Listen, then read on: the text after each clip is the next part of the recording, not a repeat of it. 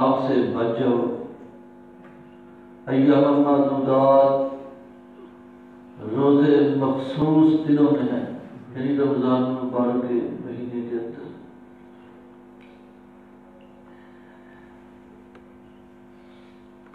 رمضان مبارک کا مہینہ پانا یہ رب العالمین کی بہت بڑی سعادت اور رحمت ہے۔ پھر آپ صلی اللہ علیہ وسلم نے فرمایا کہ ابو ہریرہ رضی اللہ تعالیٰ عنہ اور ابو سعید خدری رضی اللہ تعالیٰ عنہ سے پڑھیں کہ جب رمضان کا مہینہ آتا ہے، کہ جب رمضان کی پہلی رات آتی ہے، اللہ رب العالمین جہنم کے دروازے بند کر دیتے ہیں، پھر پورے مہینے میں اس دروازے کو کھولا نہیں جاتا، اور جنت کے دروازے کھول دیے جاتے ہیں، پھر پورا مہینہ ان دروازوں کو بند نہیں کیا جاتا۔ پھر آپ صلی اللہ علیہ وسلم نے فرمایا کہ مردت الجن مردت الشیاطین اتنا سفیت الشیاطین، سرکش جنوں اور شیاطین کو قید کر دیا جاتا ہے، بند کر دیا جاتا ہے۔ پھر ایک حدیث میں ہے کہ اللہ رب العالمین رمضان المبارک کے اندر بے شمار لوگوں کو جہنم سے آزاد کر دیتے ہیں۔ ایک حدیث میں ہے کہ آپ صلی اللہ علیہ وسلم نے فرمایا عند کل فطرۃ، کہ ہر افطار کے وقت اللہ رب العالمین بہت سے بندوں کو جہنم کی آگ سے آزاد کر دیتے ہیں۔ تو اللہ رب العالمین ہم سب کو بھی اس کے مدد ہو۔ آج 6 سال میں اسی پر گفتگو ہوگی۔ ایک اس کے اندر آتا ہے فی کل لیلۃ، رمضان کی ہر رات اللہ بہت سے بندوں کو جہنم کی آگ سے آزاد کر دیتے ہیں۔ اور ہمارے ہاں ہمارے معاشرے کے اندر بہت زیادہ مشہور ہے کہ اللہ رب العالمین 15 شعبان کی رات قسمت کے فیصلے کرتے ہیں، موت کے، زندگی کے، جنت کے، جہنم کے، رزق کے، دیگر۔ حالانکہ یہ سارے کے سارے فیصلے اللہ رمضان میں کرتے ہیں۔ اور قرآن مجید میں جو 25ویں پارہ سورۃ دخان کے اندر ہے فیہا یفرق کل امر حکیم، اور مفسرین بیان کریں اس سے رمضان کی راتیں مراد ہے۔ اور پیارے پیغمبر صلی اللہ علیہ وسلم خود بھی جہنم کی آگ سے بہت پناہ مانگا کرتے تھے۔ ہم عائشہ صدیقہ رضی اللہ تعالیٰ عنہ بیان کرتی ہیں میں نے نبی کریم صلی اللہ علیہ وسلم کی کوئی ایسی نماز نہیں دیکھی جس کے اندر آپ یہ دعا نہ کیا کرتے ہیں اللہم انی اعوذ بک من عذاب القبر واعوذ بک من عذاب جہنم۔ کوئی ایسی نماز آپ کی میں نے نہیں دیکھی جس کے اندر آپ صلی اللہ علیہ وسلم نے قبر سے، جہنم کی آگ سے پناہ نہ مانگی۔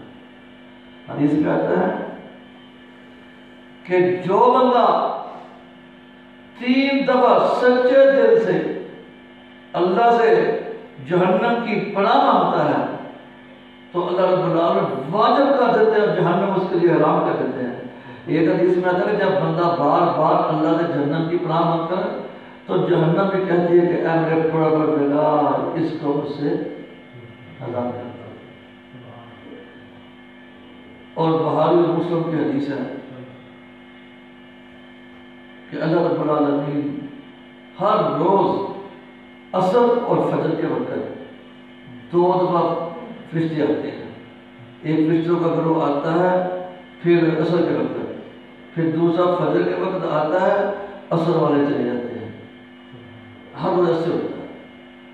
تو جب یہ اللہ کے پاس جاتے ہیں اللہ رب العالمین پوچھتے ہیں کہ اے میرے فرشتوں تم دنیا میں گئے تھے، میرے بندے کیا کر رہے تھے؟ کہتے اللہ تیرے بندے تجھ سے جنت کا سوال کر رہے تھے۔ اللہ فرمائیں گے میرے فرشتوں میرے بندوں نے جنت دیکھی ہے؟ اللہ نہیں۔ اللہ فرماتے ہیں میرے بندے جنت دیکھ لے، اللہ پھر تو ہر وقت تجھ سے جنت کا سوال ہی کر رہے تھے۔ اللہ فرماتے ہیں میرے فرشتوں گواہ ہو جاؤ، میرے بندوں نے مجھے نہیں دیکھا، میری جنت کو نہیں دیکھا، اور مجھ سے جنت کا سوال کرتے ہیں، میں نے اپنے ان بندوں کے لیے جنت کو واجب کر دیا۔ پھر اللہ پوچھتے ہیں میرے فرشتوں بتاؤ میرے بندے اور کیا مانگتے تھے؟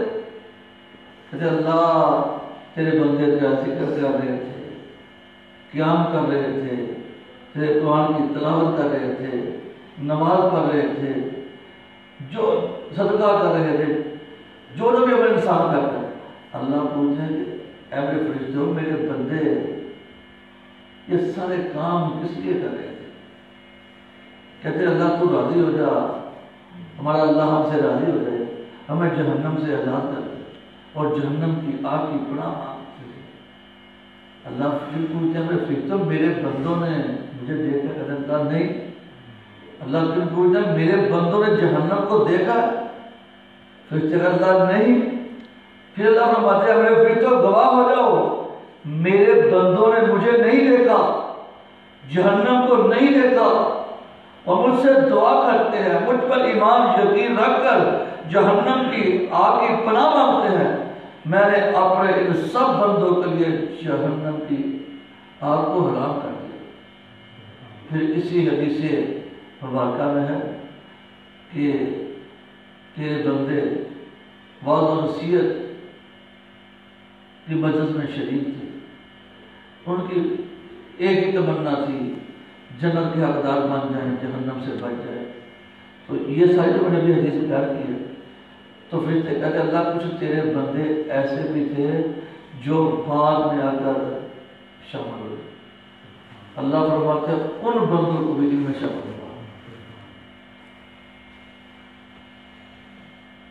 اور قرآن مجید کے اندر اللہ رب العالمین نے 10-15 مقامات واضح طور پر ایسے ہیں جہاں اللہ رب العالمین نے متقی لوگوں کا، پرہیزگار لوگوں کا، اپنے بندوں کا ذکر کیا ہے۔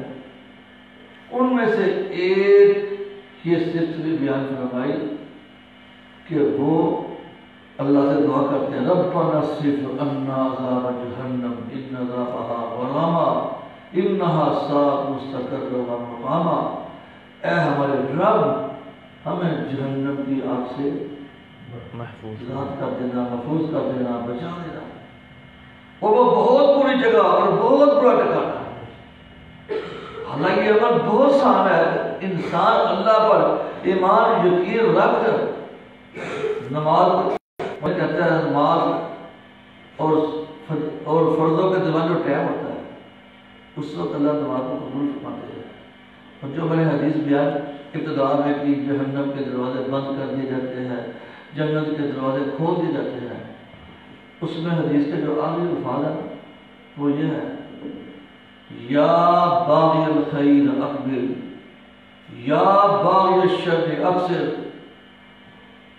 اے جنت کے طلبگار، اے رب کی رحمت کے طلبگار، اے اپنے گناہوں کی معافی مانگنے والے، جلدی کر بھلائی اور نیکی کے کام جلدی کر۔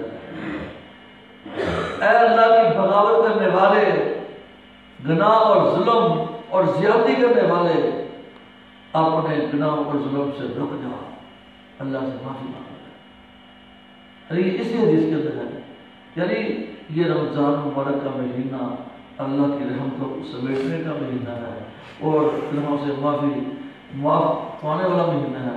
اللہ رب العالمین ہمیں اس ماہ میں رحمت سمیٹنے اور اپنے گناہوں کی بخشش کرنے کی توفیق عطا فرمائے۔ اللہم صلی اللہ علیہ محمد وعلی آل محمد کما صلیت علی ابراہیم وعلی آل ابراہیم انک حمید مجید۔ اللہم بارک علی محمد وعلی آل محمد کما بارکت علی ابراہیم وعلی آل ابراہیم انک حمید مجید۔ ربنا اننا آمنا فاغفر لنا